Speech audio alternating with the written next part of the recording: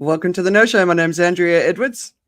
And my name is Joe Augustin, and this is a show that's designed to help you, well, know about stuff better, the stuff that you perhaps didn't have your eye on. It's been happening, but you just didn't know it was happening. Also, this is what I usually do at the end of the show. You should do it now. If you turn out that you like the show, or you hear something you like, or you think there's something you should follow, please like and subscribe. Support us on social media. Spread the word, because I think what we're doing is it's worth knowing about. Now, the show is also a show where we bring in guests so we can have a diverse point of view about the things we talk about. And our guest this week describes herself as a serial reinventor. And she's, of course, the author of Reinvent 4.0. Would you please welcome Adeline Tia to the show? Adeline, welcome. Hi, everybody. Thanks, Joe and Andrea, for having me on the show. It's great to have you here. So give everyone a bit of a sense of who you are and what you care about. I've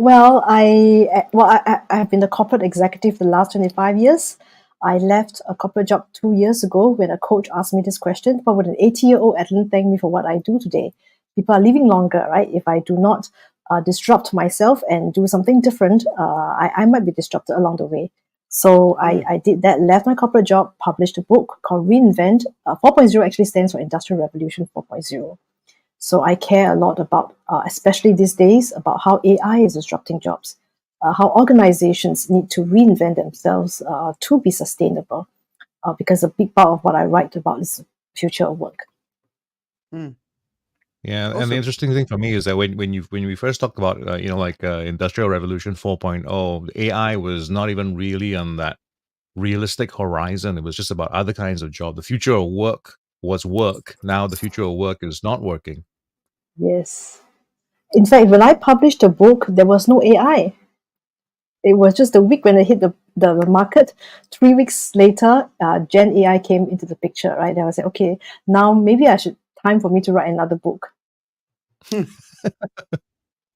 Well, we talk about AI a lot on the show, but in lots of different ways we talk about it, right? Not just the benefits, but the environmental impacts. And so it's a interesting, big, fat topic. We actually don't have any AI content to talk about today, but I thought we'd kick it off like we did on the last No Show, where we're talking about the US election, which is going to be over next week, thank God.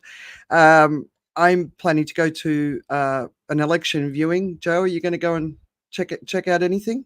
AmCham, American Chamber of Commerce is hosting. I don't know if you'll get enough out immediately. I know the polls are showing what they are right now in terms of early voting. Again, recalls or reminds me of what happened during the time when we had when Hillary was running. The polls were pretty much in her favor. Let me explain to you how it works in Asia, right? So by Tuesday lunchtime, we will know who won the election. Last year, the last election, because of COVID, it took a little bit longer, so we didn't really get a sense until sort of 10 o'clock that night. But a traditional election outside of COVID times, we will know. And I remember the 2016 election, I was meeting DBS Bank, wanted to talk to me about working with them for something, I can't remember what. And I was sitting in the lobby looking at the results, and I was like, oh my God, Trump's going to win, because I understood the patterns, right? It's about lunchtime Tuesday. We will know. Okay. Well, I hope we do. Sure. I'm in if you're doing it, and I'm invited to come and join you. Yeah, all right. I'll send you the link, and we'll get down there. But yeah, so how are you feeling now? Like after all the shenanigans, the hate rally, which is what I call it, at Madison Square Gardens. Well, it should be a done deal. It should be a done deal, but I don't have enough to say absolutely. And the problem is because of everything that's happened in the U.S. before this as well. So this is about it's always been the October shock, and we were running out of October. And I thought, well, we've seen everything, and then that thing happened. And it's quite interesting that rally and comments made by other people, not directly himself, is going to be likely to be the thing that trips them up ultimately right at the finish line. But it's one of those things.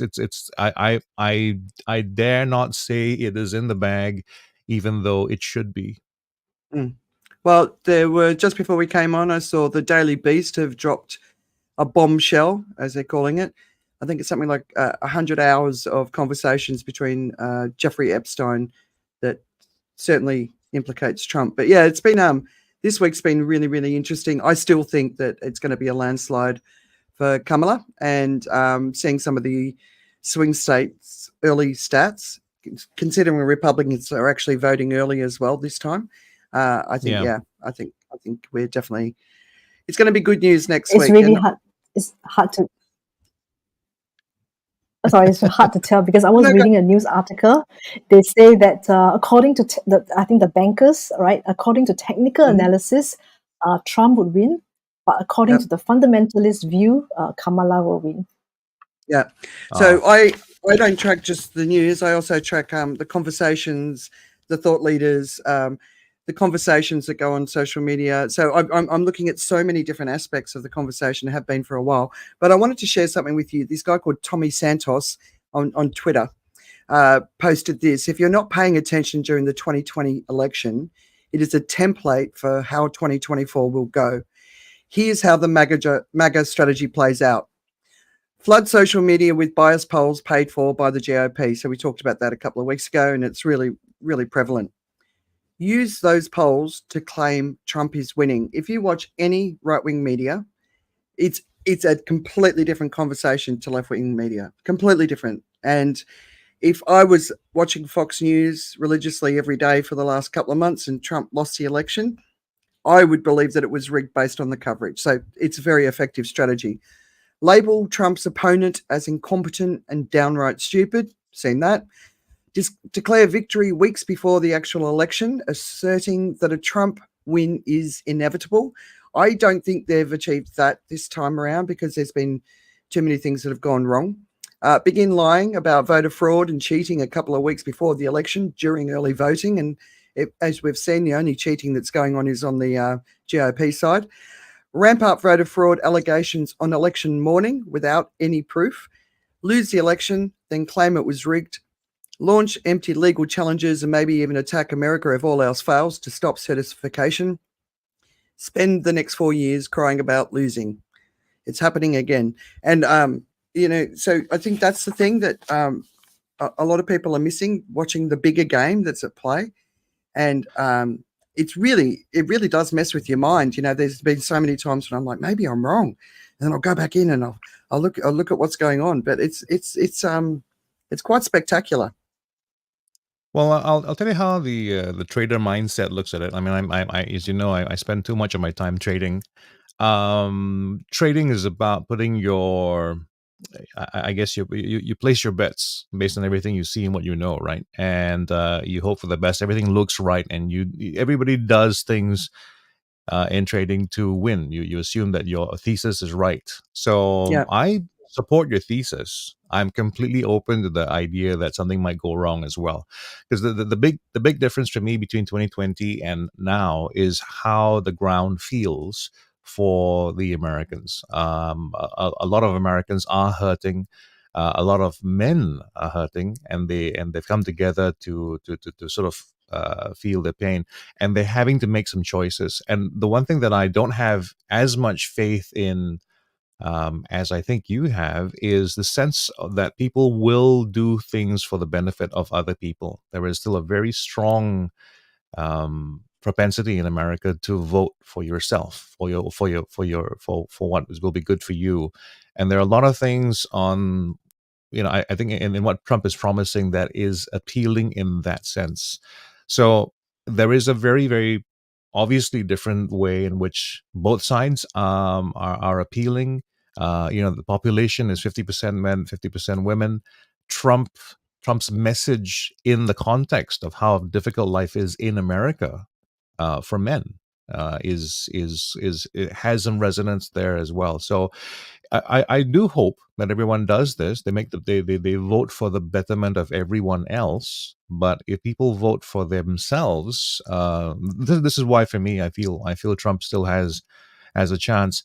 Um, the it's actually, for me, it's about how people don't shift from their position because they're that much into it already. They've already said that they're up to that, and now they are challenged to commit to it, right? You've put a lawn sign up, you've put a bumper sticker on. Now, in terms of psychology, the whole thing is about following through on your on what you've put down, what you've said. It's why people go ahead with weddings that they don't think they should. It's that kind of thing. So this is why I think some of the things that people said they would do some months ago may not shift despite this, partly because it's still part of the Trump personality. If you think about what someone might be able to say in the last few weeks, is that Trump hasn't done um, anything new or worse than he usually would have. Oh, I And don't know about so in that. that sense, I don't know about that. Today he's talking about shotgun barrels pointed at Liz Cheney's head. It's gotten pretty extreme. But you're not yeah, right about the 50-50 split between men and women. It's 51-49, but more than that. mm, Women vote. Women vote, and yeah, every US election, it's the women who decide who wins. And yeah, we're hearing about a lot of women whose husbands are forcing them to get mail-in ballots so that they can check that they're voting for Trump. yeah, But in the voting booths, women have got the freedom to vote, and that's the big thing. And I talked about a couple of weeks ago, women over 50 are not being considered as a force, and women yeah, are angry, and yeah. that they will decide the outcome of this election. So let's wait. Well, Tuesday lunchtime, we'll know. yeah, And yeah, yeah. I hope Next week's I'm the right. next I'm exciting week. confident. Yeah, I'm confident I'm correct. Very confident. And by the way, traders, yeah. So there's a whole betting thing around it. They're also going Trump's way.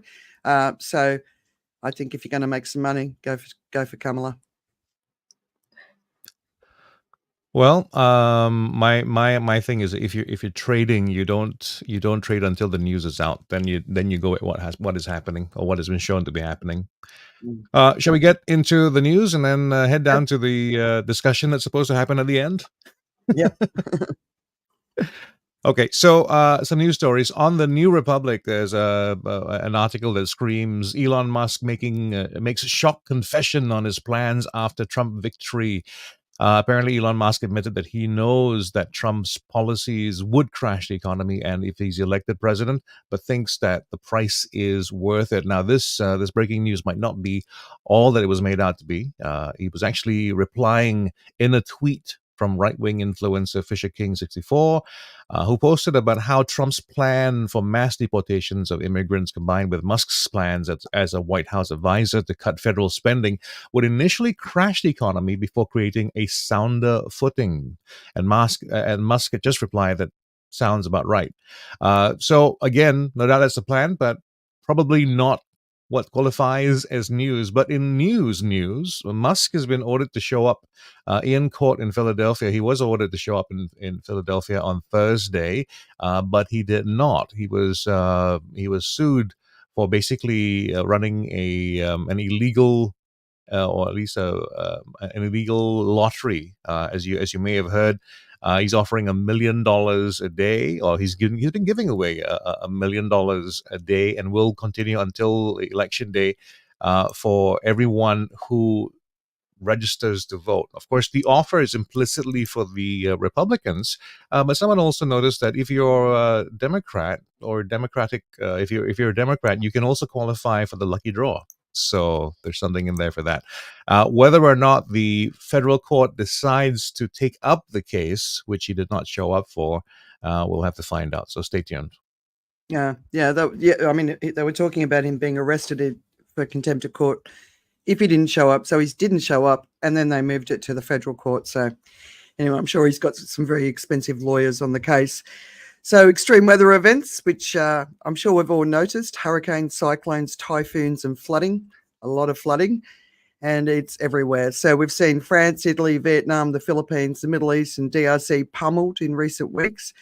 But obviously, it was the flooding in Spain that really got everyone's attention. I'm sure you've seen all the photos that are coming out and the videos that are coming out. Yeah. An enormous amount of water fell in a very, very short period of time. It was a year's worth of rain in 8 hours, right? And because this region has been suffering from such a catastrophic drought, this obviously made the floods much worse because they can't absorb the water. So the implications of this disaster are huge. And it's not just the damage to infrastructure, which we've seen, it's roads, bridges, railway, or things like the cars that we've seen piled up on top of each other. But of course, it's a mass mortality event. And I've just recently 158 have died so far. It sounds like a lot of elderly people got trapped in their homes. So, but for things like this, it's about looking at longer term implications. And one of them is food. So Spanish farmers are facing a catastrophic loss after these floods, because the other side of it, of course, was these massive hailstones fell and acres of greenhouses were destroyed as well. So it wasn't just the floods. And so they believe that thousands of hectares of crops will be lost, and the death of livestock has obviously not been counted yet. So this means long-term implications for both in food inflation and food security, not just in Spain, but it's going to have wider implications too, because it obviously provides food for the world. And all of these extreme weather events are impacting our food supply. So the more that happens, the higher the risk it becomes for all of us. Adeline? Well, Andrea, just talk about food. I have another piece of not so good news about food from Europe. Do you enjoy tuna? A non-profit organization, NGO called Bloom, has found that tinned tuna sold there is showing dangerously high levels of mercury. This tested a bunch of samples and discovered that over half of them had the limit of 0.3 milligrams per kilogram, which is the standard for other fish. Bloom points out that the current acceptable level of 1 milligram per kilo was set mainly to ensure that about 95% of the tuna caught can actually be sold. This is pretty alarming because it means that tuna, one of the most contaminated fish, is allowed to have mercury levels 3 times higher than the other fish that are less contaminated. And here's the kicker. Just because it's coming from tuna doesn't make the mercury any less toxic. What really matters is how concentrated the mercury is in the fish. So this is definitely a serious health issue to keep in mind when considering what we eat. Yeah. Do you guys eat a lot of tuna? Well, I'm quite pleased to say I'm not a big fan. Yeah. I eat a lot of salmon. Yeah, right. Yeah, so I mean, tuna is at the top of the food chain. So my husband was going through a period of eating lots of tuna, and I'm like, you probably shouldn't be doing that. And this was before this, and this is just research from Europe, where they're a lot more on top of what's going on in the food supplies. So you think about regions like Asia, you think about Africa, what's going on in the tuna supplies there. So, but yeah, I avoid it. Well, I let's don't get miss anything because I'm not a fan of tuna. Well, we can get into some of the bigger news right now, global big and heavy news. There's an article in Bloomberg about how in the new Cold War, Mexico, India, and others are winning by not choosing sides. Basically, the article discusses how over 100 nations that are being referred to as the new neutrals are adopting a strategy of geopolitical neutrality amidst rising global tensions reminiscent of the Cold War. Now, these countries seem to aim to capitalize on the benefits of not aligning with either the US-led West or the China-Russia bloc, positioning themselves to attract foreign investment from both sides. Now, the key thing is that in terms of economic dynamics, the new neutrals are experiencing an increase in foreign direct investment, primarily in new manufacturing facilities, as companies seek to avoid tariffs and protectionist measures in the US and the EU. And the trend is fueled by China relocating production to these countries as well. There's also a shift in trade flows. Now, the new neutrals are trading more with China and Russia. They're enjoying things like discounted Russian oil and Chinese goods. They also, at the same time, trade with Western nations. But that's of course despite the fact that some of that trade is declining. Now, the shift indicates a changing global economic landscape rather than a retreat from globalization. So the world is still global, they just favor the West not as much. So the big success stories. By the way, first of all, this whole article was based on a study of basically voting patterns regarding the Ukraine and others in the the UN General Assembly since 2022. So the votes basically qualified these countries to be considered as neutrals. They did not take a stand on either side. Overall, this article highlights that by maintaining neutrality, these nations hope to optimize their economic prospects. I can't remember where I put the note on this, but the big winners we had besides India, China, I think South Africa, and a few other notables as well are doing rather well by being on the sidelines.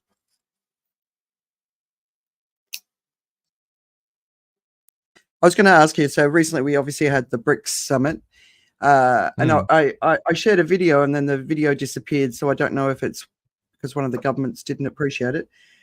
Singapore is in an interesting position because they were the only country in Asia to come out against Russia invading Ukraine. So they're suffering a little bit of the implications of that from a BRICS perspective. But obviously there's a very strong relationship with the US and the West. But Singapore does tend to sit in that neutral territory. But what are your takeaways from what's sort of happened in the last few weeks as far as the BRICS go?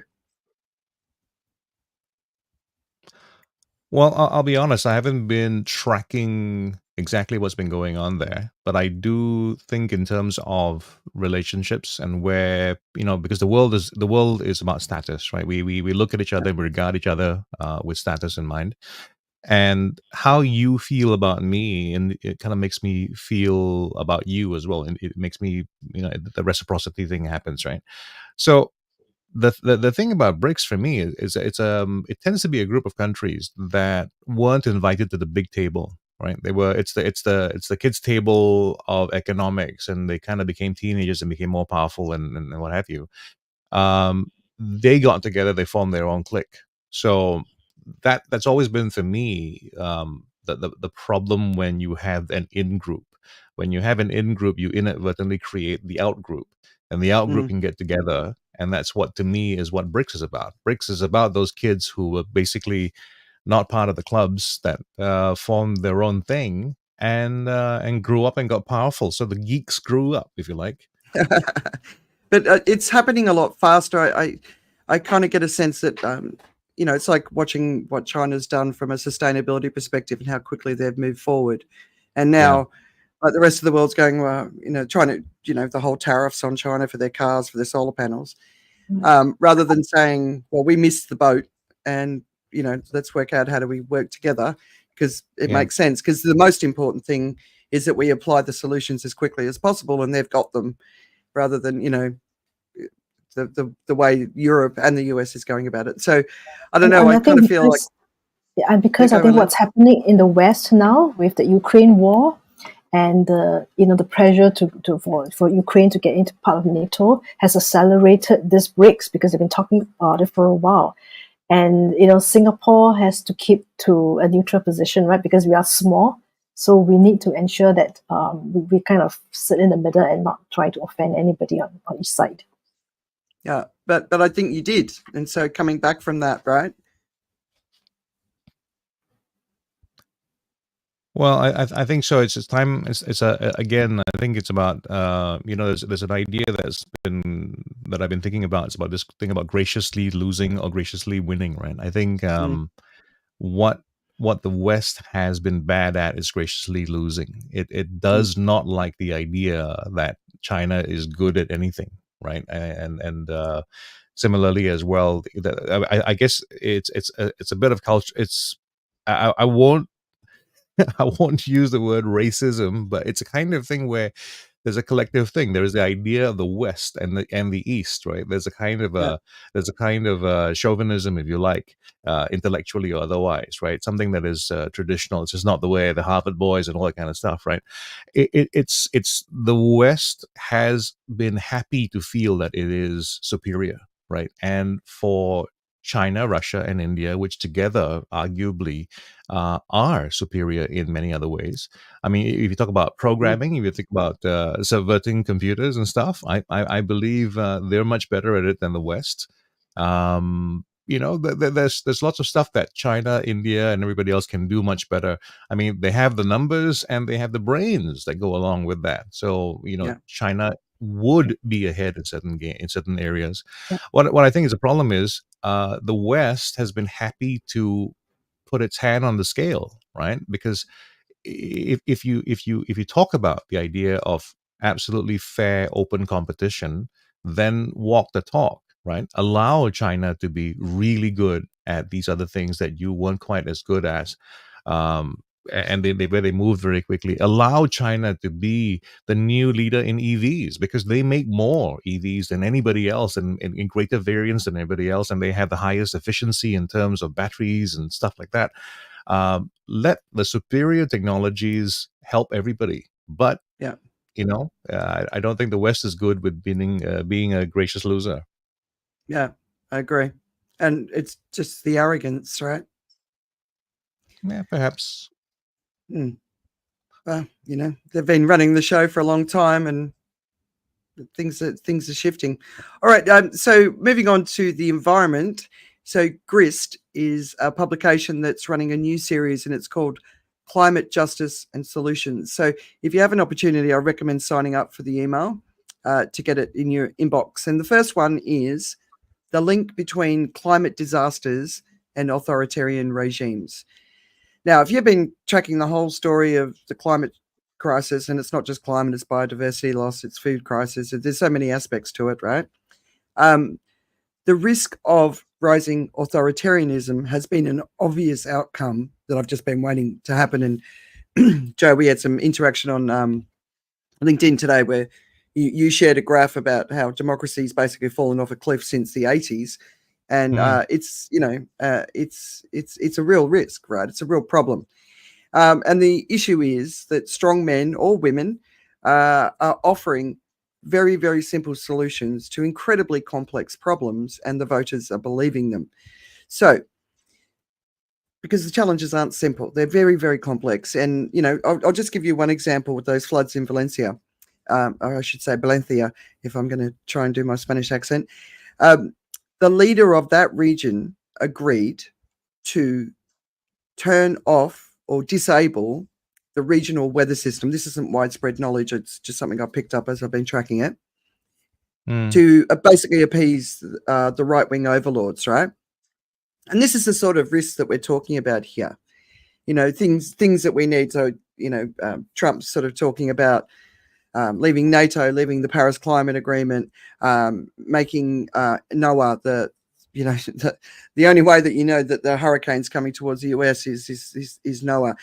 So about getting rid of stuff like that. And so that's the real risk of people like this, especially if they're climate deniers. So if we vote for these authoritarian regimes who are climate deniers, it's really voting against our own interests. They're not going to come and save us. They're incapable of saving us because they are incapable of addressing the complexity, and that's the problem. So the article talks about a strong man that came to power in the Philippines that we all know very well, and that was Duterte. And he basically killed 30,000 people who were drug users and drug dealers. But his actual rise came off the back of a Typhoon Yolanda, which officially killed 6,300 people. So that was just before he got elected, right? And basically what they're saying is a grim parade of Duterte-like candidates around the world have emerged on the global stage. Politicians who have obliterated the bounds of acceptable political discourse, scapegoated religious and ethnic minorities, dismissed journalism as fake news, sought to imprison their rivals, and undermined democratic checks and balances. Does it sound familiar? Obviously, Yeah, Modi, Bolsonaro, and Trump were three examples discussed in the article. And while they didn't come to power off the back of climate events, extreme climate events, what's happening is obviously very much worse. You know, droughts, floods, storms, wildfires. So people are being affected more and more. Their bank accounts are being affected, insurance premiums, all that sort of stuff. So the tendency seems to be voting for people who will promise to put their national interests and their economic interests above everything else in the world, and who will promise to try to secure a future that looks a lot like the past. And that's a real problem because nobody can promise that because it's actually not possible. So political scientists have theorized that in the face of physical, economic, and social vulnerability, voters seek safety in the form of leaders who promise to take decisive action to deliver relief. One study of elections in India found that voters punish incumbents when it floods unless those incumbents respond vigorously to the disaster. So it's a really fascinating piece of research. I really recommend that you have a look at it. There's no worse not going through climate change, so they don't have a comparison. So that's obviously the challenge of research like this. But it finishes with the future is not written, it's what we make it. And I think this is the really key point when I was looking through the article. So rather than sitting in fear of this future as the only one that we have that's possible, I think it's time for us all to come together, form a consensus of what we're facing, and then work together as hard as we can to try and overcome. If we don't, authoritarianism is going to be in all of our futures, and that's the path towards a dystopic future, which a lot of people are talking about now. We don't want that. So I think we've got to get involved. We've got to get active. We've got to vote for leaders who are not promising simple fixes to complex problems. And we have to address this and look it in the eye. It's the only way I can see it. But anyway, I recommend that piece in Grist. Thank you. Well, Beck, I've got some good news on the other side of the world. In Singapore, great news for Singapore. I picked up this article in the Straits Times dated 28th of October, which was just last week. Right? Most of us would know that food waste is a massive contributor to global emissions. So now, diners who are keen to buy unsold food from eateries can get up to 80% off the retail price before closing time, instead of letting it go to waste. And there is this app called Indie, where you can buy this unsold food from.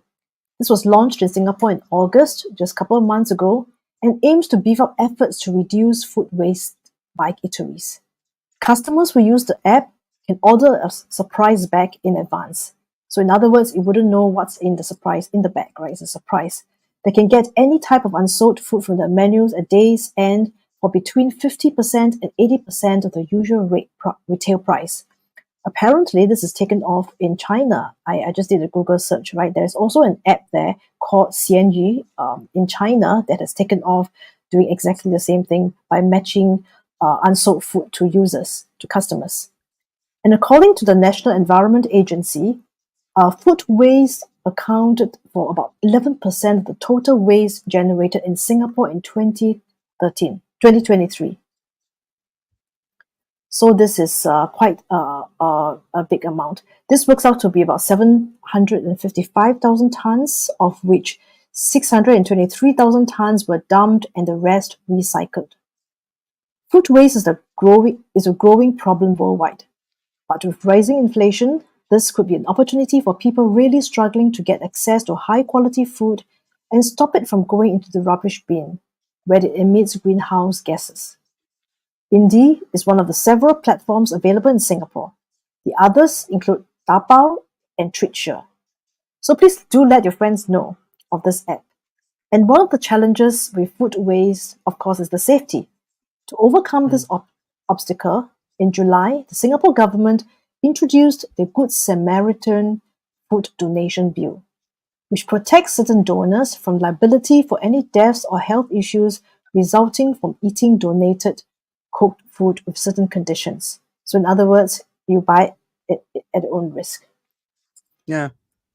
I thought that was a really interesting perspective to add on. I know I've done a lot of work with Scholars of Sustenance. So I don't know if they're in Singapore, they're in Indonesia, Thailand, and they rescue food and they educate on food waste. They're an amazing organisation. So it's good to see this taking off. And, so many people are suffering from inflationary pressures. So it's good news, right? Yes. Well, I try to do what I can by leaving no leftovers myself. So, Yeah. Yeah, and order what's enough for me. oh well, if you got too much on your plate, pass it to me. The COVID kid is back. I'm afraid there's a new variant you should know about. The latest variant is now COVID XEC, and the symptoms include symptoms severely impact daily functioning. Warns doctor. This is an article coming off of Wales Online. So I'm going to apologize. I would love to give credit to the doctor, but I would mispronounce the name completely. So I will say a Welsh doctor. Has issued a warning about the most common symptom of COVID XEC, which is causing severe disruption to patients' daily lives. As this new variant continues to spread across the US, medical experts, the UK, I beg your pardon, medical experts are increasingly concerned about its impact. The doctors from the It's Me and You clinic, nice happy name for a clinic, reveal that insistent and persistent fatigue is the most frequently observed symptoms. And she said, from her clinical perspective, the most common symptoms that she's observing is an intense and persistent fatigue that seems to linger longer than with previous variants. Now, on the subject of the most serious symptom, however, she explained that the most serious one is the potential for sudden acute respiratory failure in individuals who may have previously only experienced mild to moderate symptoms.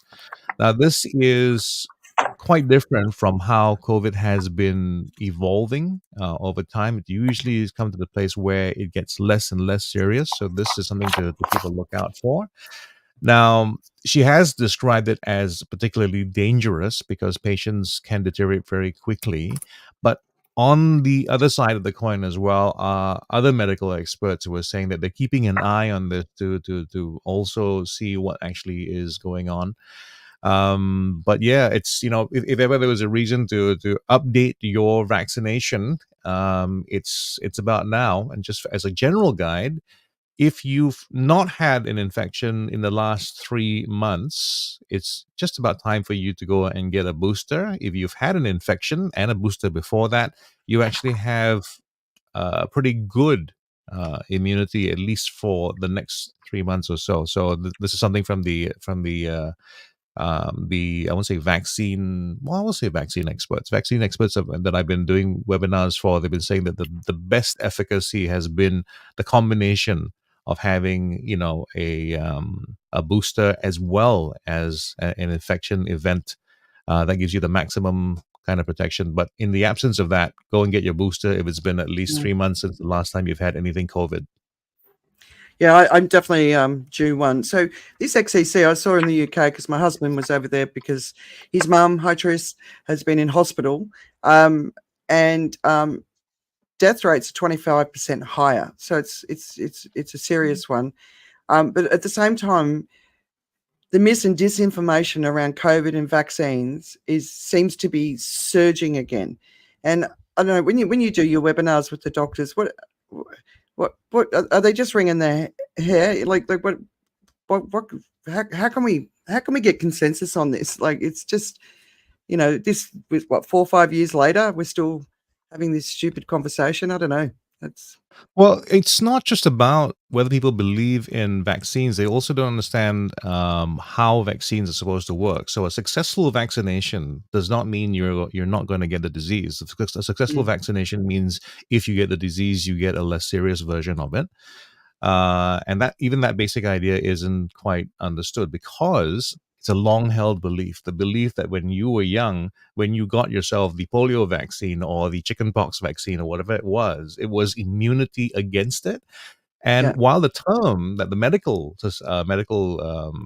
circles use is immunity, it does not mean that you will not catch the disease or you will not be infected, right? And we've never spent the time to make the audience understand that. So what's happened is people have taken this vaccine with the intention or with the idea that you're going to get this immunity, and then in a few months or a few weeks later they get COVID and they go like, well, this doesn't work. So it's a problem of communication as well. So why it continues to happen? Well, it also is because there's a kind of calculation that happens in the audience, as in, like, if I do this, this happens. If I don't do this, this happens. It doesn't seem like that big a deal. If you talk about, for instance, 25% higher death rates, that sounds scary.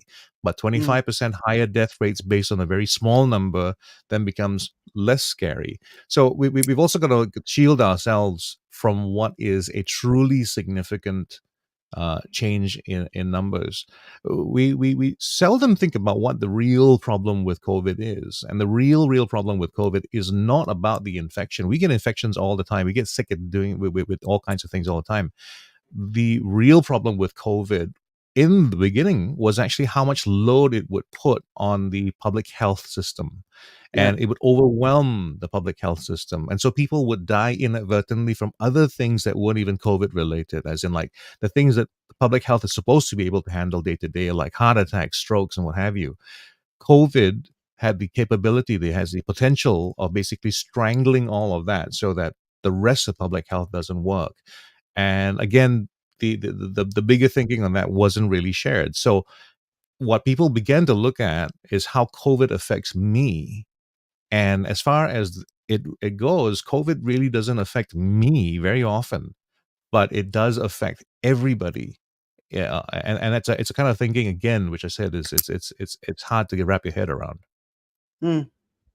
I don't know. It doesn't feel that hard to me, Joe. No, because you're a PR rep for Mother Earth. You see things from that perspective, right? So I'm just Mm. sticking it down to the individual, and really for the individual, for the question of what's in it for me. It's COVID education has failed. It has not got through so that people understand why they do something, why, as they do this one thing or this activity or this policy, is actually for the greater benefit of everyone else. You've just given me a new tagline for Twitter: PR rep for Mother Earth. I like it. There you go. Adeline, are you getting your booster, or what's your stance on it? Well, I have got my last booster I took was like 2 years ago, I think. Forgotten about it. But I always believe just stay healthy, eat healthily, go for my exercise, and do what I can. I'm not going for another booster, not yet. Okay. All right. Just have a look at the long-term implications. There's a lot of research that's been coming out. All I'd say to people, like, I'm not going to encourage anyone to go and get their booster. There's just no point going down that path, right, Joe? But when you start actually understanding the long-term implications that are being shared about long COVID, massive aging, dementia, organ damage, organ failure, like it's so huge, and I'm keeping up to date with what's going on, not nowhere near as in depth as you, Joe, and I just don't think people are, and the media's not covering it because no one wants to hear about it anymore. But I Yeah. don't actually think people know what's really on the line here. Maybe it's what Earth needs, is we just need to lose a whole bunch of people anyway. So maybe COVID's the gift that will give us a healthier Earth. I don't know.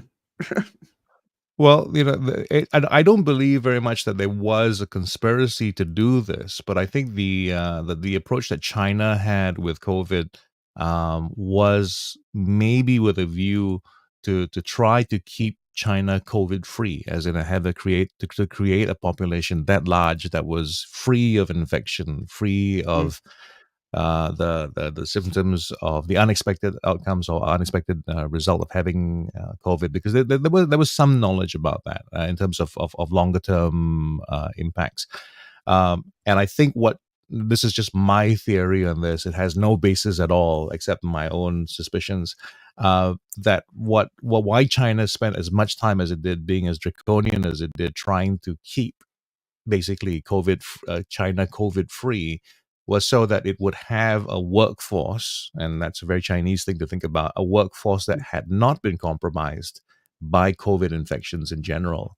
And if you multiply all the things that you've been hearing about in terms of long COVID and the impacts on aging and healthy longevity and all those different things, that would have been it would have been a utopian situation had they been Mm. able to keep it out.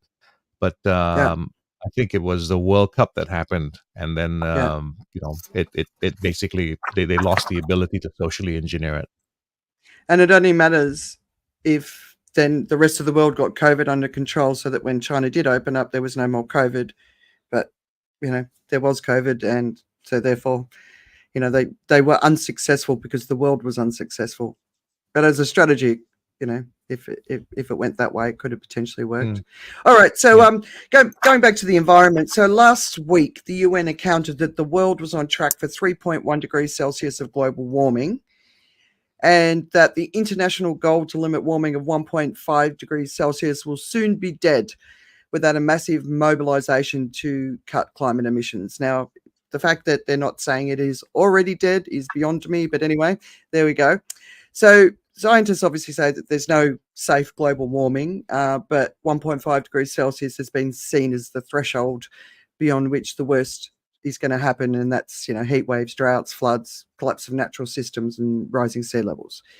But I really want to clarify what 3.1 degrees Celsius means. So I put a post up on LinkedIn and no one responded to it because they don't like talking about this stuff in professional circles, I've noticed. What do you think 3.1 degrees Celsius, what global warming means? And I don't actually think people really realize that. Right. So let's look at what's happening now. We're supposed to be at 1.3. So we're not officially at 1.5, although for the last 12 months we've been above 1.6 degrees warming. But we need 10 years of that before we're officially beyond 1.5, right? So the difference of impacts between warming at 3 degrees Celsius would be more than twice of those at 1.5. So if you think of Spain and what they've just been through, or hurricanes impacting the US, or the Caribbean, or typhoons in Vietnam and the Philippines, so now you double that. So think of what that looks like, right? Yeah. But of course, the important thing is impacts are not linear. And linear is a word that you'll hear a lot in the climate sort of conversation. So if we increase the temperatures and we see an acceleration of that, the impacts at 3 degrees Celsius may be more than 4 times greater than at 1.5 degrees Celsius. So, and the other thing, of course, is we might hit the big tipping points. Now, you can't see the visuals that I shared with you, but I want to take you through 4 areas of 1.5, 2, 3, and 4 degrees Celsius. So for me personally, 3 degrees, we're well and truly we've lost our, and there'll be pockets of humans around the world. Okay, sea level rise. So at 1.5 degrees Celsius, rising sea levels will displace 46 million people. Sea level will rise 48 centimeters. At 2 degrees Celsius, there's going to be fewer opportunities for infrastructure adaptation. So think of places like Jakarta, Bangkok, New York. They're not going to be able to sort their cities out. So that's 56 centimeters sea level rise. At 3 degrees Celsius, so 3.1 is what the UN is saying, it's going to result in the near complete melting of the Greenland ice sheet, which will result in 7 meters sea level rise. And of course, if the whole Greenland ice sheet melts, it's going to destabilize the AMOC, which is the Atlantic Meridional Occidental Current, and that will turn the Northern Hemisphere into an ice age. 4 degrees, they've got in this, I got this from Climate Nexus, 470 to 760 million people at risk, and that's 9 meters sea level rise. When I see numbers like this, 470 to 760 million people at risk at 4 degrees, to me, it's kind of a bit laughable, I've got to say. Right, impacts on water at 1.5 degrees. Water shortages in the Mediterranean, Australia, Brazil, and Asia. This is already happening. At 2 degrees, 86% of the global population faces water shortages. At 3 degrees, nearly 50% of the Himalayan glaciers will be melted. Now, when you think of the Himalayan glaciers, you've got to understand that at the bottom of those mountains are China, India, so that's 2.8 billion people there, Nepal, Pakistan, like there's so many countries that rely on that. So That's big. At 4 degrees, we're already done. Impacts on food: 1.5. Wheat, rice, maize, and soybean production suffers. We're already seeing that, and these are staples.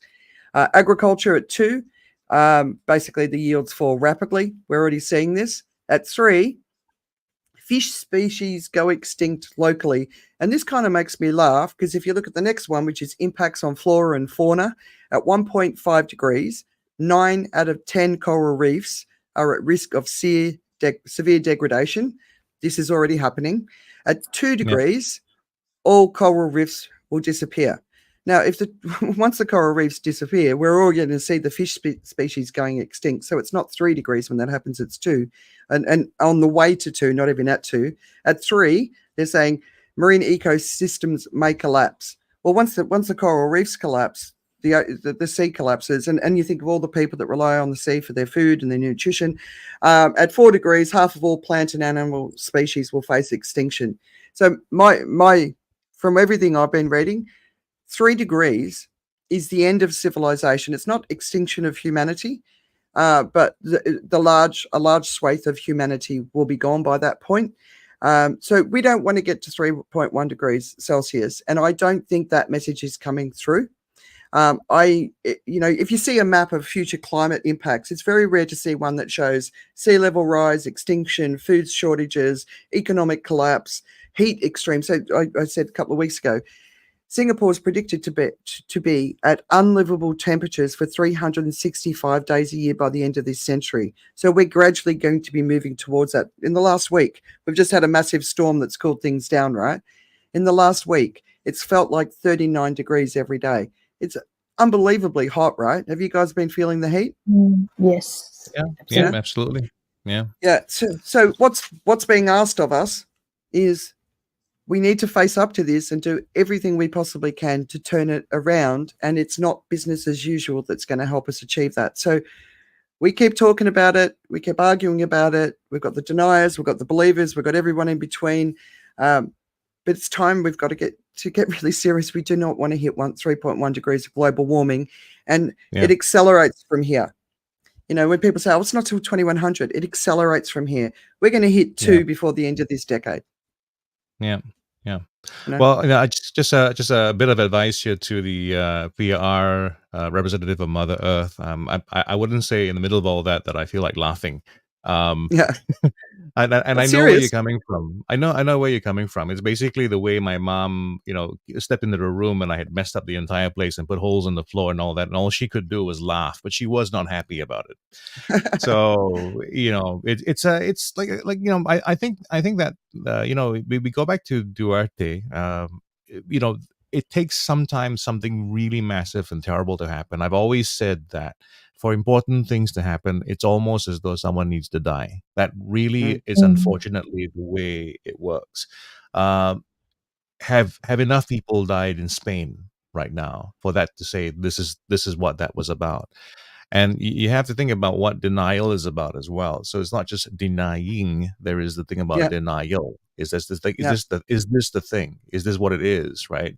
I mean, in times of great calamity, people often rush to instead of the science behind it, they rush into a religious enclave. They go into things about this is a test. This is all it's I don't know. There are many ways we can interpret things, and it's all about interpretation, right? So I think you saw the piece that I did in LinkedIn, and it was about that. Basically, context is everything. In the middle of context, everything then can change, and it can have different meanings. And I think it's important for evidence to be recognized as the right kind of evidence, because if you think about this, all the calamities right now that you see, right? If you're in the right frame of mind, you go like, yeah, this is proof. This is this is exactly what is what we said would happen, because we're going down the path of this global warming, right? At the same time, I can see exactly why someone who is inclined to say that these are the signs of end times, these are the proof, these are the things that are basically about the plagues that will come before the end, and we're all being tested. So the same scenario is a different set of situations or different kinds of evidence for different kinds of beliefs.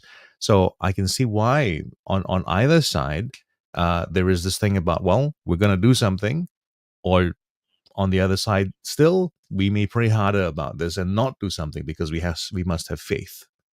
Yeah.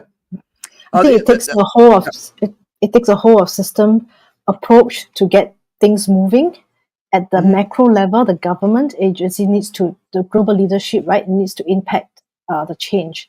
And at the society level and at organizational level, where leaders need to be ethical, right, in their business practices, and in ensuring that the employees also, play their part in, protecting the climate. And, thank you for this educational piece. You've just given me some thoughts about potentially the new book that I'm going to write on. Cool. Well, so, Jeff Goodall wrote the book, The Heat Will Kill You First, and I recommend it. And we're sitting 70 kilometers from the equator. We're right in the firing line, right? And he talked about why in the US the climate really hasn't been an election issue. And it's a very interesting piece. It's in Rolling Stone, so it'll be in my weekend reads. But it can't be an election issue yet because it's so divisive that people won't vote for it. I get the end of times. So we shouldn't be voting for politicians who believe in the end of times. I've been saying that for a number of years. I don't think they're going to take us in the right direction.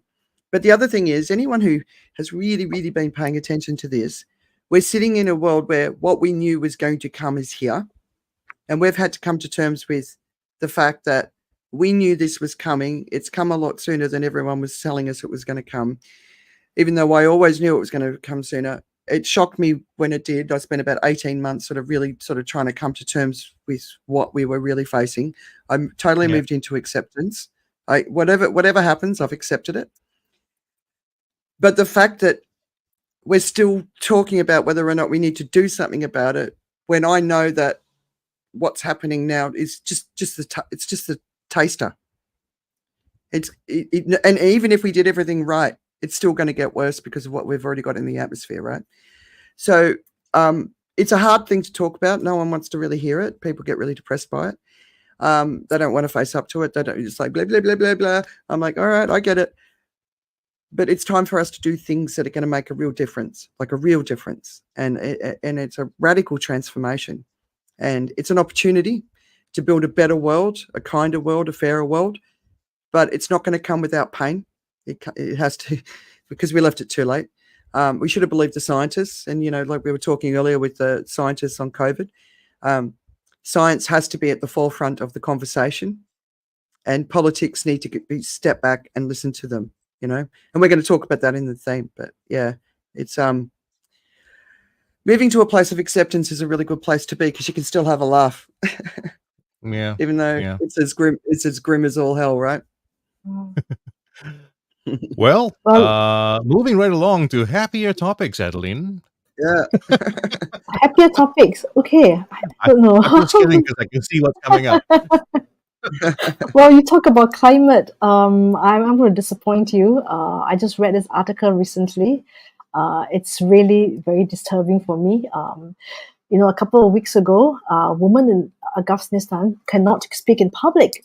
The news is even grimmer now, right? Apparently, the Taliban has banned women from even hearing each other anywhere in public or private settings, alongside broader censorship of media and literature. And it exemplifies an extreme level of control and absurdity.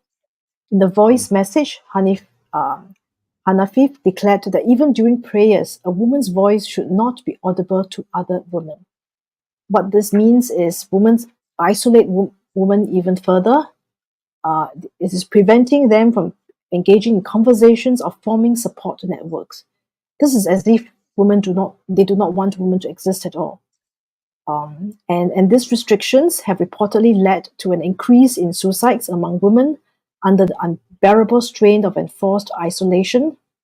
The mounting restrictions have led to divisions within the Taliban itself, with some officials expressing concern over the impact of extreme policies of public tolerance.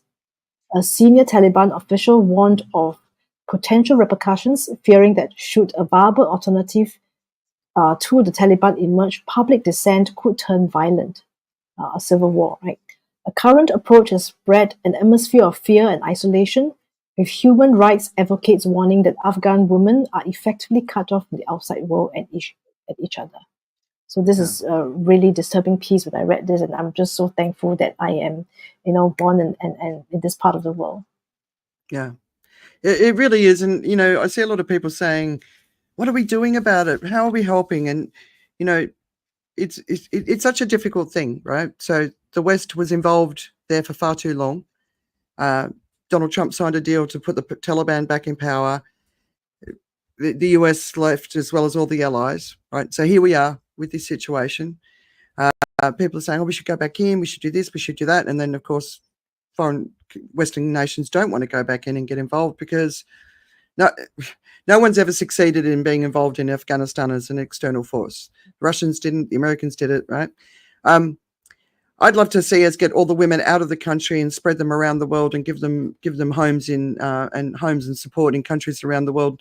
Or maybe we could put medicine into their water system so that nobody can get pregnant, so that the men actually understand that there's no future without giving the women some power. It would do something creative, but like the only thing women can do is be doctors for other women. There's no other opportunities for them. But this is not straightforward. It's not straightforward at all, but it's barbaric.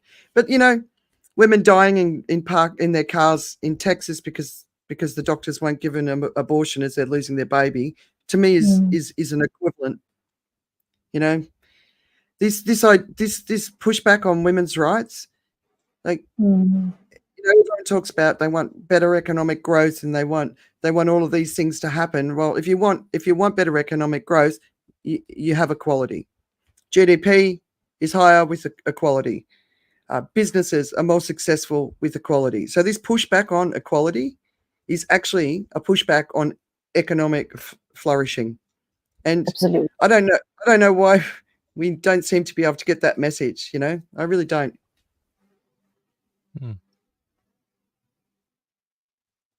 Joe, give us the male point. I feel there's some tension in there that I'm supposed to cut with my inadvertently bad comments. Again, the whole thing about the lens, right? The lens is from where we are, where you are. If you think of Afghanistan and you think about that environment, the whole thing that they're in, it's easy to be in that environment and come up with draconian things because it's not a flourishing economy. Things are not great. When you think about, when you only start to think about higher and mightier things when everything is in place and everything is done. I guess one of the ways that we could try and do is I don't, and again, it's impossible to try to interfere or to influence, but I mean, it's about how good life can be on the ground. If you are not spending your time struggling to survive, you begin to think about how to make life better, and I think that's where this kind of flourishing happens. There is very little room for flourishing when everything is dry and barren. Yeah. They're suffering terribly from climate change, droughts, floods, like you name it. Yeah, I don't know when Pete Burge joined us, so I didn't see when his comments came in and what we were talking about at the time. But what we ought to do are competing moral choices. I think he was talking about from an environment perspective. I think this is why environment debates break down. And yeah, we need to come up with a consensus of our choices. And, so going back to Afghanistan, like I've got friends who work in, the global sort of charities who aren't allowed to be there. Governments aren't sending money in. They're not sending funding in. Maybe China's the answer to Afghanistan. They seem to be good at brokering situations when everybody else fails, because I don't think they've invaded Afghanistan in recent times, have they? Well, I don't know there's that much money left in the opium trade, but Yeah, right. Yeah. All right. So our theme, survival in the age of division. So last weekend there was an article in Australia's The Saturday Paper, which again will be in my weekend reads, and it's called 12 Keys to Good Leadership by Barry Jones. The article is actually very much a sort of an Australian political sort of conversation about what's going on with Albanese and others. But I think it also sort of more broadly linked to the authoritarian sort of discussion we were having earlier. So it starts by discussing Umberto Eco's fascism. Is that how you guys say it? You know, fascism, the eternal or primal fascism. And in this, he listed 4 general properties of fascist ideology. He argued they could not be organized into a coherent system because some are contradictory and typical of other types of fanaticism and authoritarianism. But he argued it is enough that one of them be present to allow fascism to coagulate around it. I love that way of describing it, coagulate around it. So at least 5 of these general properties are current, not only in the US, but also in Australia. So Joe, do you want to take us through the 5? Yeah, okay. I just want to go back as well as because you said there were 4 of them, 14 different ones. The 5 that are at the front of everything is number 1 is appeal to social frustration. One of the most typical features of the historical fascism was the appeal to a frustrated middle class, a class suffering from economic crisis or feelings of political humiliation, and who are frightened by the pressure of lower social groups or pressure from lower social groups. And number 2 is the obsession with a plot. The followers must feel besieged. The easiest way to solve the plot is therefore, perhaps, or not therefore, but it could be xenophobia. It's one of the big things. 3 is an enemy that is both strong and weak. And this is in terms of your rhetoric. By continuous shifting of rhetoric focus, the enemies are at the same time too strong and too weak.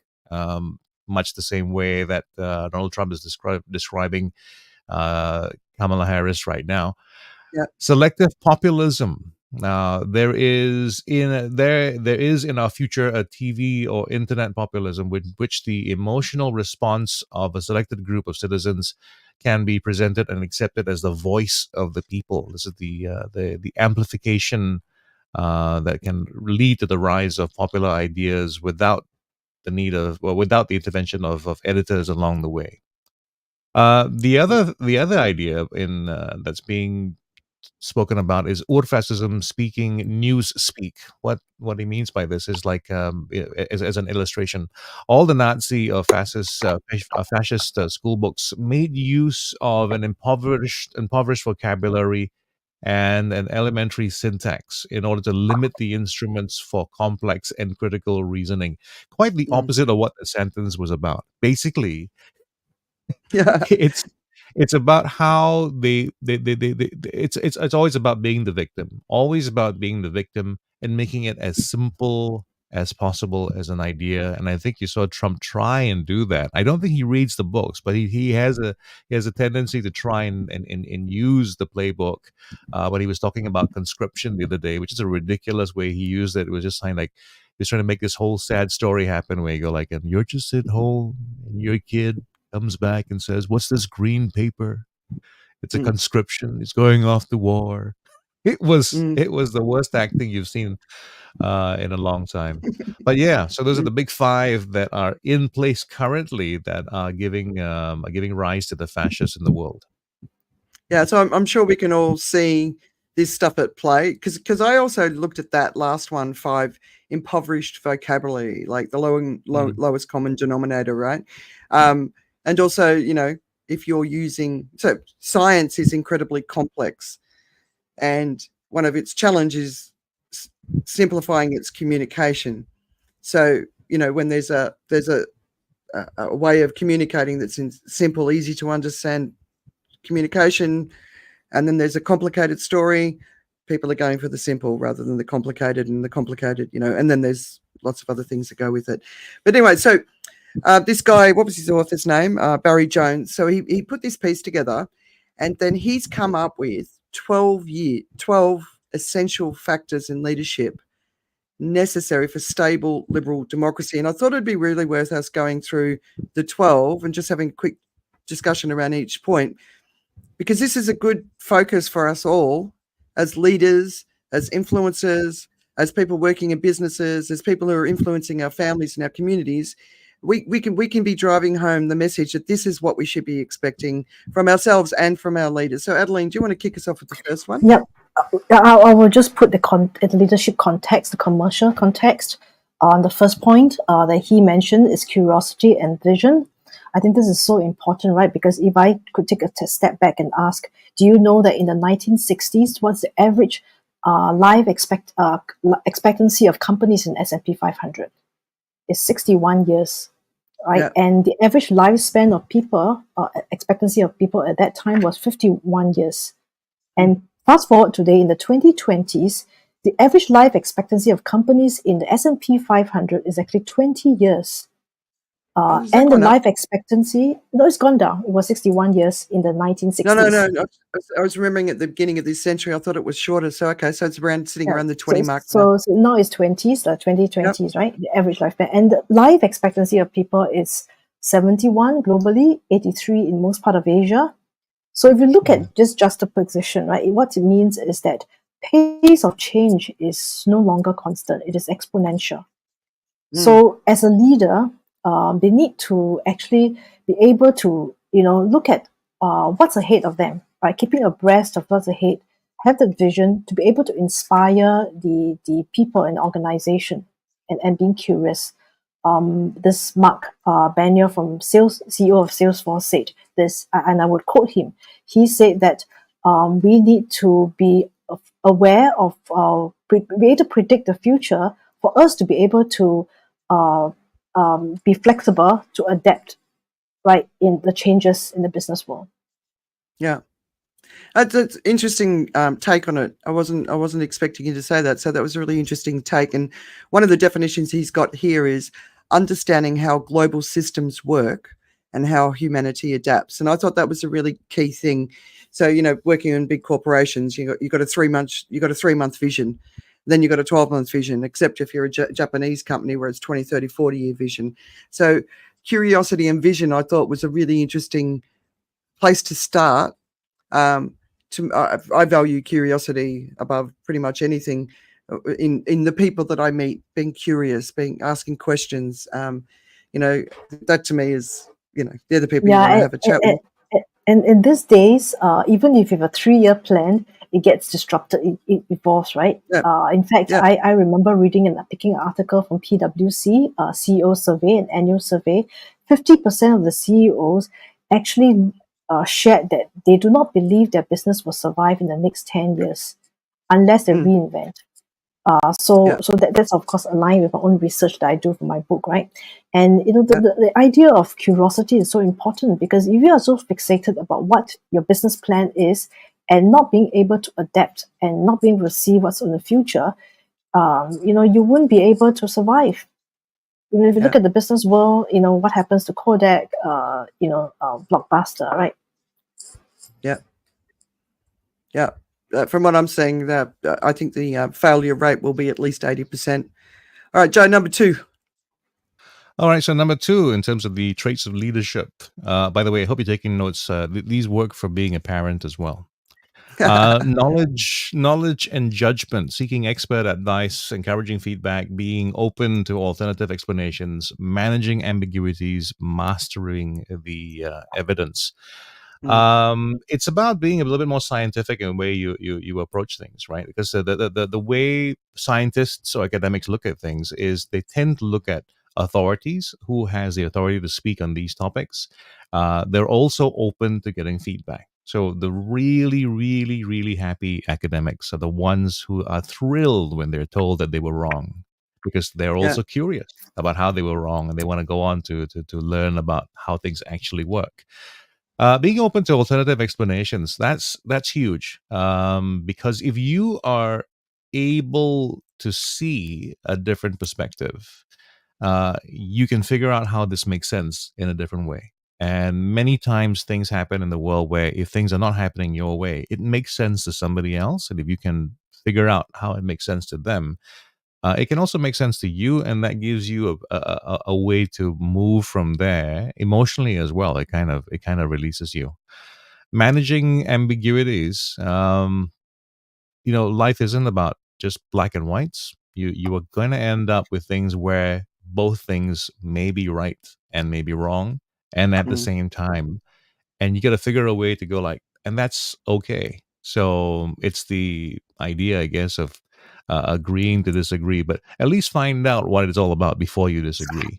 And the last part's about mastering the evidence. So I see that this is my interpretation of what I see in this. Mastering the evidence is to be to look deeper into it. Don't just take something and accept it as evidence. You really have to go like, does this qualify as evidence of what I think it is?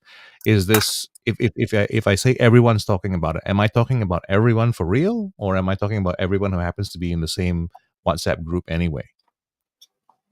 Yeah, I think that I think this one to me is one of the best ones. I would add to it: don't be scared of listening to someone's opinion, which does scare you, right? So I've had many conversations where people are like they're scared of what I'm saying, and that closes them off. So if you know someone who spent a lot of time understanding something complicated, at least try not to censor them when you ask them to speak about it, just because it makes you uncomfortable. So I think that's a really important thing as well. But yeah, that's a good one. So the next one, number 3, basing decisions on principles and beliefs, not on reading the tea leaves or news poll, and not on panic. So I always say try and step back, try and be objective, try not to get emotions involved. I think, Joe, your post on LinkedIn was really about this essentially. We're willing to compromise on our principles when things get a little bit uncomfortable. I think that was one of the comments that you were saying, right? So principles and beliefs, being really anchoring yourself. I always say anchor yourselves deeply in your values and don't let anyone sway you off it. All right, Adeline, number 4. Well, it's about tackling complexity, right? Just as what we have discussed today, we talk about climate change, we talk about geopolitical tension, the aging population, and of course, with AI thrown into the picture, we are seeing the convergence or the confluence of such global mega trends that is shaping businesses. And therefore leaders need to be able to tackle this complexity that comes with it, because it has got ramifications, right? Supply chains is impacted. How will geopolitical tensions impact trade?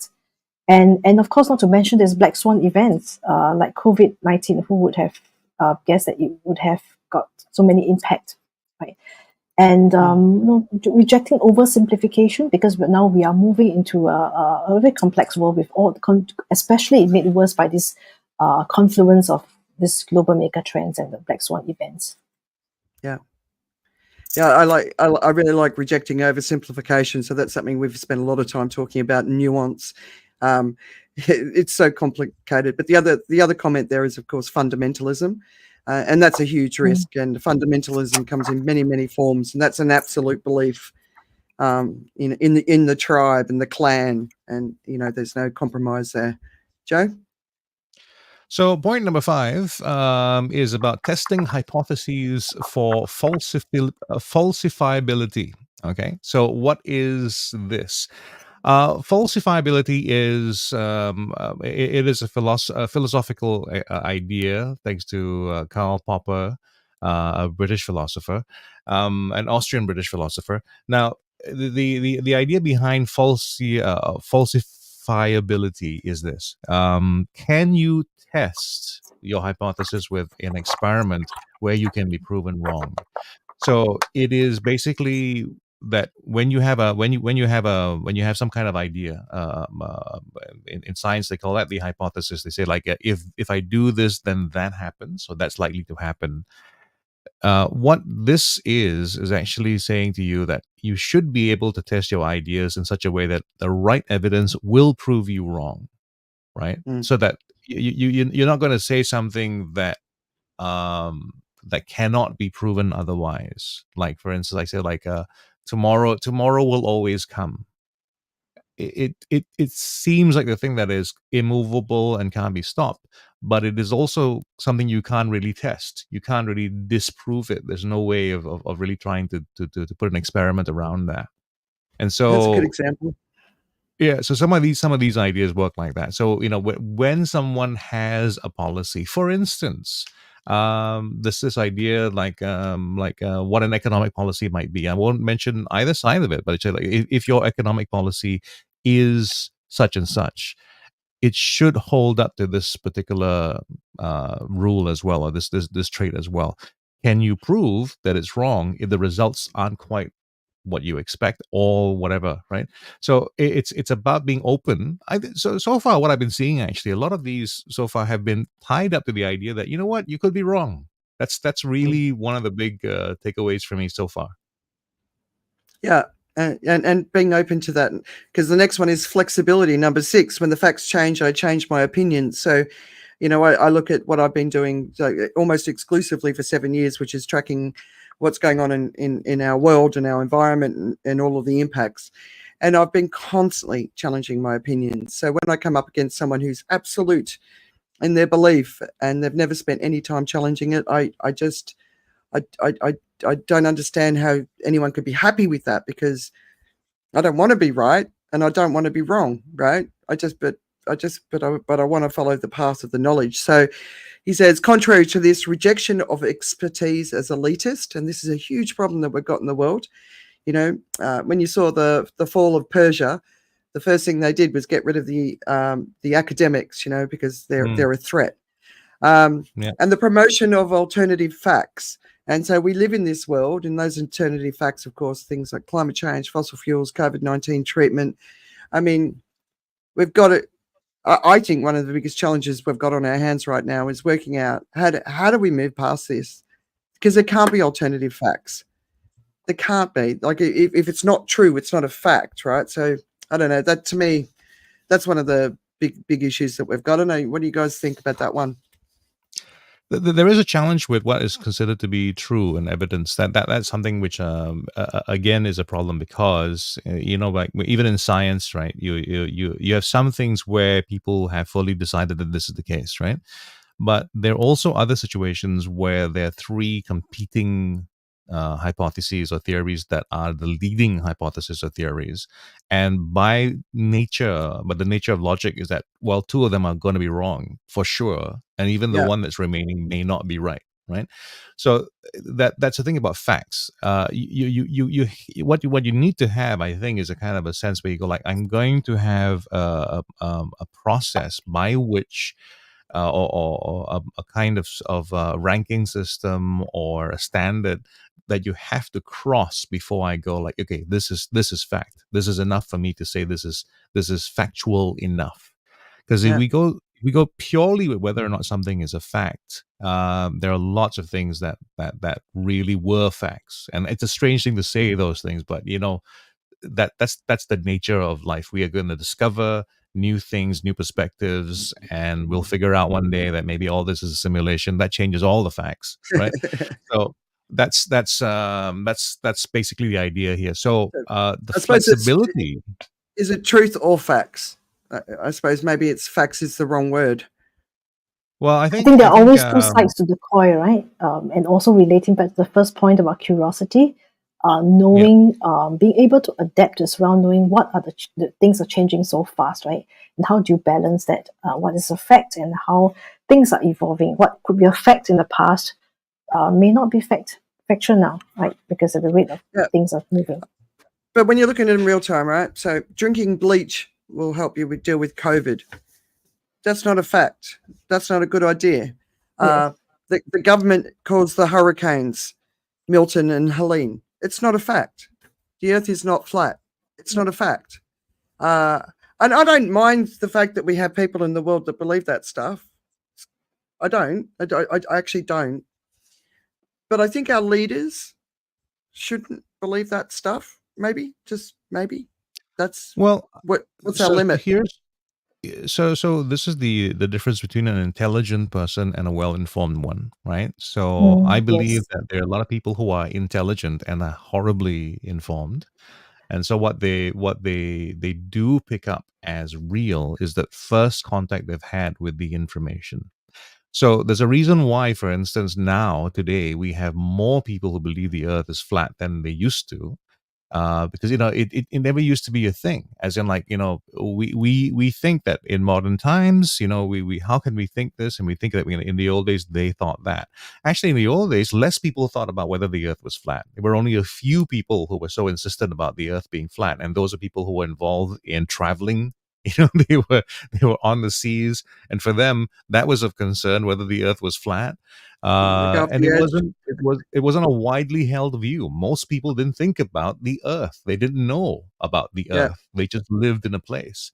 But you know what? When you are when the idea is expressed to you and brought to you in certain ways, and you don't have the intellectual depth as well as information or education, you can't really say, "Oh, no, that's not the case. I don't think it's right." You do need to have a really firm understanding of spherical objects, for instance, to Mm. understand why some of the ideas that support a flat earth theory just aren't true.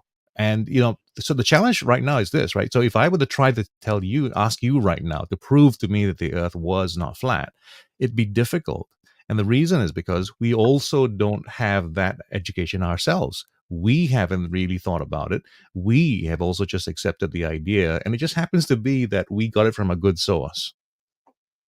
Yeah, so I suppose talking about Copernicus, in Singapore, I wonder if the stick in the ground showing the moving shadow would actually work, because the sun's so directly overhead. That it might not actually work in the same way as what he did. But I think what Peter's saying here is everyone thought the world was flat. The ships were worried about going off the edge. But actually, the majority of people didn't think about the fact that the Earth was flat, because they didn't think about anything at all regarding the shape of the Earth, right? And then we did think about it. And of course, the church has obviously had an influence. But yeah, but I don't know, just from a leadership perspective, maybe we can come up with a consensus on what's true, as far as, around the world, what's true. And we can still have people believing lots of different weird and wonderful things. But what's true as a global society that's going to move us forward? Maybe we can have a standard. I don't know. So like a problem. I think the real big revelation of what was huge about this is in, I can't remember the name of the author right now, but he was the one who basically wrote *Sapiens*. He's written a new book called *Nexus*, and he's Yuval talking Nuhari. about right. Okay, so Yeah. he's talking about information and how information has changed everything. There have been information revolutions all along the way, and saying that when newspapers came along, radio and television, that kind of stuff, there was the ability for the larger groups to be exposed to the same information and therefore begin to agree largely on the same thing. Now, what's happened now is we moved on to the next phase where we can have this customized personal mass media. So it's like you get access to a lot of different feeds, but it's not the same as the person next to you who has access to another combination of a lot of different feeds. And so the problem now is there is this very real situation where for a certain audience, their facts, as we have just defined them, actually are different. So what are facts in the end? So the very interesting idea that I heard was that there's a difference between what is false and what. Sorry, there's a difference between what. Anyway, I didn't have this full thought birthed out yet, but the idea basically is you can have something that is truth that is made of fiction, right? So like for instance, money. The example that he gave himself was money. Money is a fiction, but it's true, right? So that's the kind of thing that comes into existence because it is called into existence and it's agreed upon by consensus. And when there's enough of a consensus, this becomes a fact. So it's a like for instance, like the discussion that we're having right now about democracy and fascism, right? What works? What's the best thing for all of us? it depends on the moment, depends who you are, depends where you are, depends about the world around you at that particular time, because something is right about that, something is wrong about that. You know, when Duarte first came to power, and what he was doing at the start of it, to some made a lot of sense. To some that were in the midst of all that, in the gang violence and all that, it made a lot of sense, because suddenly there was a bigger shark in the water. Um, it was just later on when they felt like, okay, looking back, they weren't proud of it. No, there's a lot of pushback at the time, and of course it was his repression of journalists, and what was the Nobel laureate's name? That's the lady who won. Yeah. Yeah. So that's an interesting one. So flexibility, when the facts change, I change my opinion. So, yeah, okay. So number 7 is ambition. Adeline. I can talk about that. It's Barry Jones talk about taking the long-term view, having an eye to history. How would I be remembered? And this reminds me of Steve Jobs, right? He said that he connects the dots backwards to move forward, looking at history and what's the leverage. At the same time, when I look at how he drives his business and how he created new products, he adopted this future back thinking. Because who would have thought about a touchscreen phone? In those days, Nokia was the king, right? The monopoly was the market leader, and we were happily, seeing Motorola using Motorola phones. I was from the telco industry at that time, and then we have the smartphones, and he doesn't believe in research, right? He take a very customer centric approach, and who would know that a phone is now a alarm clock, a currency converter, and everything else, right? And a calculator as well. So it's just not just connecting the dots backward to move forward, but having the future focused thinking to help drive the business forward. So I would explain this as that. One of the things I liked about this was having an eye to history. So history is one of my big passions. And I find most people who are curious are very passionate about history as well, because you can see things happening today that are reflected in history. And for other people, it's like the first time these things have ever happened. And so when you can look, so one thing by looking back at history is the risks of what's happening now. So, that's why you speak up and you get concerned. But also, how will I be remembered? So, he was really, in this article, he was really sending a message out to Anthony Albanese, who's the Australian Prime Minister. And he thinks he thinks he needs to stand up and do something really bold. And he does have an opportunity to do that. He really does have an opportunity. And I hope he does it, because to go back to the Liberal Party where they were before, and Australia was not a country that I was proud of for a very long time because of that. I think he's got an opportunity. But for all of us, how will I be remembered? How will I be remembered as a parent at this time? Am I fighting for my kids' future? How will I be remembered as a leader in business? Am I a champion within and without my business for the future of humanity? There's so many ways you could answer that question. I thought that was really cool. What do you reckon, Joe? I was going to say that ambition, if it's just by itself without the other 12, is very dangerous, because I think we can see that there are a lot of people trying to make sure that they will forever be remembered, and it's without the rest of it. That's the thing. So it's important to think that's all together in context. Yeah, or ambition without ego, maybe it should be. I think a certain amount of ego is actually absolutely necessary, because if you are, I won't even. I'm sorry, I actually ended up tempering it. I think you need a tremendous ego to be a good leader, but you need to have enough self-awareness to understand that all of it comes together. You have to have an ego big enough to make yourself to allow yourself to enter the world, to be curious, to be wrong, and to be hated by people. To the same time go like, and it's also the conviction, right? Whether do you believe that it is like what Simon Sinek said in his book, The Infinite Game? Is it going, and every competition, is it going to be a zero-sum game, or can it be a win-win? I don't know about the ego thing. I think being ambitious and being self-assured, confident, and self-aware the critical things. Yeah, yeah. All good traits to be I think looked out for in someone that is going to be able to lead other people. Yeah. But I think your inner core has to be strong enough. You have to be kind of. I feel like as a person at the core, you have to be nuclear powered. Right? You have to be Yeah. is capable of creating your own energy, and that's how you can, in the worst of times, still have energy. Mm, Shall we like move on to that. number 8? Yep. Okay, well, number 8 is urgency. The capacity to organize time, set goals, and prioritize. Basically means why I am not a great leader. Uh, I think it's about the sense that you're running out of time. I think one of the, again, since we spoke about Steve Jobs, one of the great quotes from him. I won't say quote because I can't remember how to say it, but he described it basically this: the best gift is knowing that you're running out of time. Best gift, live your life like you were dying, because you are, right?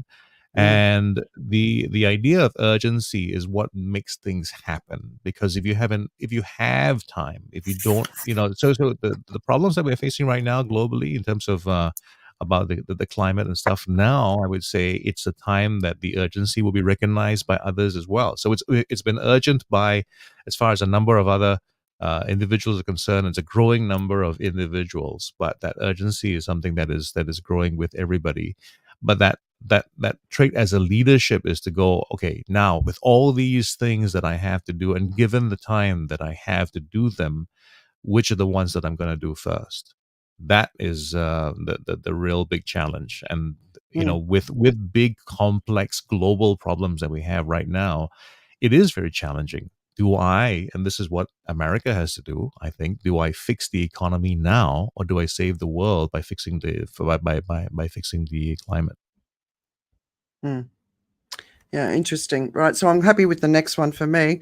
Courage and advocacy is number 9. So preparedness. And so remember, this was written, I think it was written for politicians. So, but I think it's more broadly. But and then when you think about the urgency factor, so a typical political campaign in a lot of Western democracies is 3 to 4 years, right? So it's not a long time to sort of make your mark. But courage and advocacy, preparedness to take unpopular decisions, take risks, and explain and convince. This is something that I don't think many are very good at. Being prepared to make enemies on a matter of high principle is essential. Often the best thing a leader can say is, "You won't like what I'm about to tell you." I say that a lot, by the way. Wicked problems arise when good decisions have a negative impact elsewhere. Shutting down coal mines is an example. So, courage and advocacy, preparedness to take unpopular decisions and to take risks. And you could argue that Elon Musk's fantastic at that, right? Risk taker, he sort of burns things down to get things moving. But for me, in his case, the expense of, do you know that I think it's called above the stratosphere is some other sphere that starts with T. I can't remember what it is. Do you know? Stratosphere? It can't be stratosphere. But anyway, all right, we'll do some Yeah. research. One of his rockets blew up in that area and blew a massive hole in it. We still don't know what that impact is going to be on us. And it doesn't obviously get a lot of coverage or discussion, but it's there. So this massive hole, Could we be don't know the impact the of it. mesosphere. No, it's definitely started with T, but it could be. I could be wrong. So Okay. taking risks, but Thermosphere. thermosphere. There you go. Hmm. Considered risks, I think, is important. Deep sea mining, as an example, to me is not a considered risk. There's going to be a lot of geoengineering things that are going to be happening, that are going to happen. They're going to happen from leadership of our own countries. They're going to happen from leadership from other countries. If you read Ministry of the Future, the whole story, India decides to go up there and dump sulfates in the atmosphere to cool the earth. So these sort of things are in our future. So courage and advocacy, but working in collaboration with other leaders, obviously, I think would make a big difference. Yeah. What I think I'm picking up really along the way is that all these traits you're talking about are great leadership, right? I think if overexpressed without the influence of the others is where you find the real problems in the world, because you get these very, very high impact individuals who are great in 3 or 4 of these things and just 0 or less in some of Mm. the others.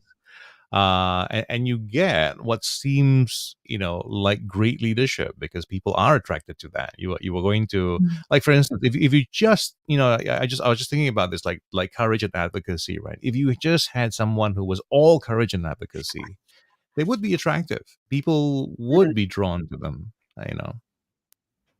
Yeah, look for the 12. Yeah. All Okay. right, Here we go. And then number next one. 10. Concern for the welfare of others, what Barry Jones talked about is including people never seen by our leaders, empathy, avoiding suffering and recognizing the value of individual lives globally, and rejecting the promotion of division as a political strategy. I mean, we are seeing Yeah. this in the US politics, right? Do you put the party above the country or the country above the parties, right?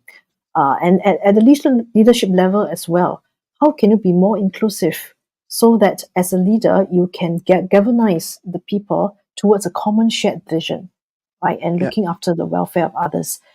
In fact, burnout rate across the world is getting higher because of the pressure for businesses, the concern, anxiety about AI being disruptive to their work.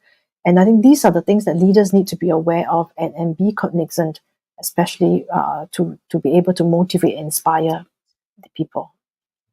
When you talk about business leaders, like understanding, when you get down to your scope 3, so the businesses that operate at that level for you, it's not just the emissions that create. Is there human suffering? Is there human slavery? Having compassion for that and driving your business to change so that you take that out of play, right? As a leader, othering the people who are, in Latin America, they're starving. There's war, the climate impacts, which 77% of emissions come from the G20 nations. 77%, right? And the people who are coming into your country from those nations outside of that are not causing the problem. You're causing the problem. They're escaping the problem that you caused. So how can we have empathy? How can we get prepared? How can we stop the political narrative? And I was reading an article the other week, which was the early sort of foundation of where this what's called the race theory. This American sort of Critical race antagonist. theory. That one, yeah. And it's Yeah. actually really quite interesting because it started in environmental roots, and it grew from that basis because basically people could see that eventually the people that were down there are going to come up here because down there's gotten so bad they'll need to come up here, which I hadn't kind of put those pieces together. So what the mentality, build the wall, keep them out, make them suffer, separate the families, all that sort of stuff, right?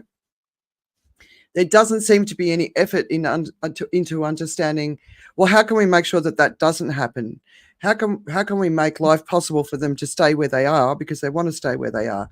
And if they can't stay where they are, we're responsible for that. So what can we do to help them?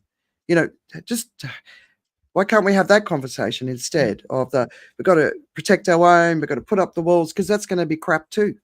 Like there's no win out of this, right? So I think compassion and empathy is it's got to be at the center. And if you're following a leader with none, then that should be a sign. So maybe number 10 for me is probably the most important of them all. Well, number 11, I will admit to having some challenges with honesty and accountability. Answering questions directly, being truthful, taking responsibility for mistakes, rejecting spin, and encouraging followers to be honest with themselves. The reason why I have challenges with this is because I also think about this in terms of what I do for a living. I'm a presentation coach. I'm a storyteller. I help people create spin. Right, I'm actually helping people put a better shine on things.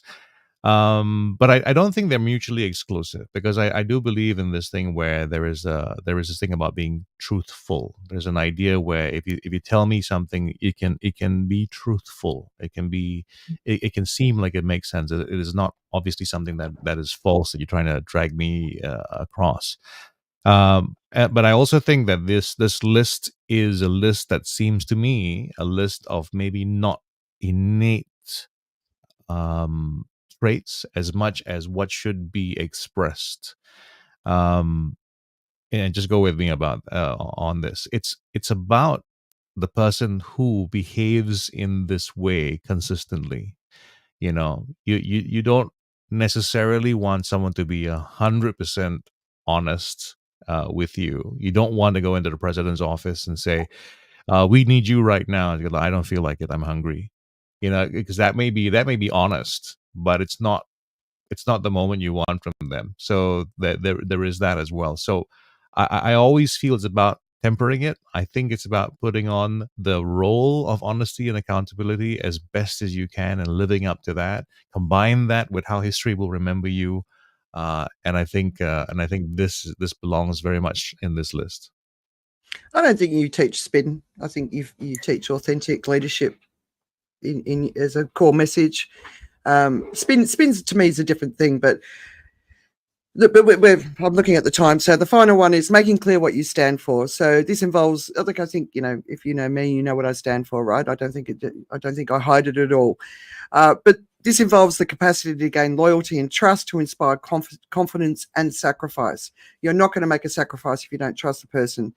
It obviously can have a downside because Trump projects his core beliefs much better than Kamala Harris, for example. We know that the great orators in our leadership positions in history are not necessarily always the greatest leaders. But sometimes a great orator can be a great leader. But so that's what I liked about this, was the combination of all of these things, and just that awareness that we should just look out, right? And he finished with, if he could recommend 3, it's curiosity, advocacy, and vision. So I thought that was a good, but a good sort of conclusion to it. But yeah, let's sort of wrap it up, Adeline. So we have a tradition when we finish the show that you have to share what is distracting you at the moment, and it can be anything: what you're reading, listening to. What is distracting me at the moment? I'm keeping an eye on how AI is evolving and impacting jobs. In fact, I just went to the library to borrow this book. You can't see it. The algorithmic leader: how to be smart when machines are smarter than you. You should. Have you been listening to Yuval Noah's recent speeches on AI and algorithms and everything? No, I should pick that up. Is it on TED Talk? No, you'll find him. Just go onto YouTube, you'll find him. Yeah. Okay. He's also been on a book tour because of Texas, the new book. Right. Okay. What's his name? Yvonne. Yuval, Yuval. Okay. And he wrote Sapiens. Just search for author of Sapiens. The author of Sapiens. Okay, got it. Yeah. I'll check he's it good. out. All right, Joe. What's keeping you distracted? Well, I've been trying to automate my business. I've been actually playing around with a lot of AI, and I know this hurts you when you hear that, but I'm working on. I put my first chatbot together. I'm trying to teach it a bit more about myself so we can answer questions in a coherent way. But yeah, I've been really working on this. It's AI is taking away a lot of excuses from me, because one of the things that I really don't do well with is actually teams. I'm a solopreneur. And I have not been able to hire any additional help for the various things that I need, mostly because I think I can do it. And now, actually, with AI, a lot of that is true. I can not only do it myself, I can actually set up, an agent to do what I need to do when I'm not looking at it. Results can sometimes be, unexpected, but that's what keeps it interesting, I guess. Right. Well, there's if I had AI doing anything for me, it would be outsourcing some of the other things that I have to do that I don't want to do. Some of the parenting things I have to do, or house cleaning. I see some of the jokes. If AI was really going to be great, it'd be washing our clothes, doing our dishes, and really giving us time to relax, right? So I want to recommend a show on Netflix, and it's called Nobody Wants This. Has anyone seen it? Oh, yeah, it's fun. Yeah, did you see it? Yeah, I had it lined up for the last show, but of course I had to drop out. Yeah, so it's about a young Jewish rabbi who falls in love with a female American podcast host who talks about men and sex, basically.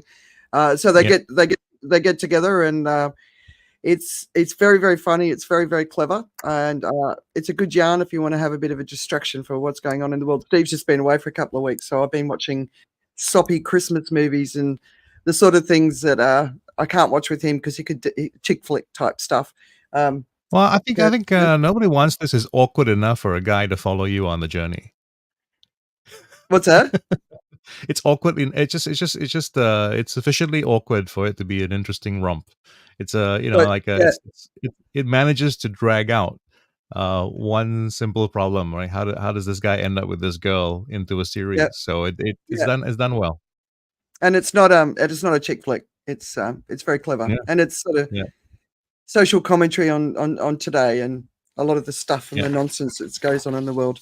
All right, Adeline, I hope you enjoyed being here with us. Right, you're on mute, Del. Let me get you off. All right. Thanks for having me on this call, on this show. Yeah, I hope you enjoyed it. Have you learned something today? I did. Oh, yes. I was just taking notes. Excellent.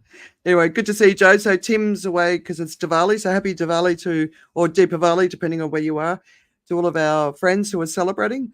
I'm enjoying seeing all the beautiful photos of everybody dressed up for Diwali on Facebook. Are you guys seeing all your friends posting the lovely family photos? It's like Christmas for Hindus, right?